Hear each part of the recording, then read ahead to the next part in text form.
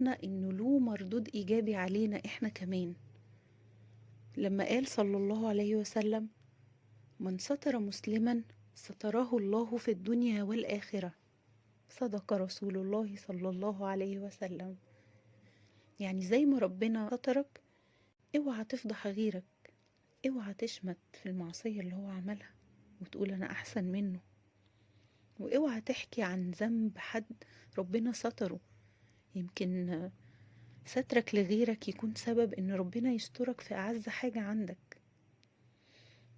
لو حسيت انك مش عارف تستر، يبقى انت محتاج تسأل نفسك كم سؤال. اولهم: هو ربنا سترني كم مرة وانا ما اخدتش بالي؟ ممكن سؤال تاني: طب ليه افضح غيري من اصله؟ تالت سؤال: انت ممكن تقول: انا ليه اتكلم عن ذنوب او عيوب ناس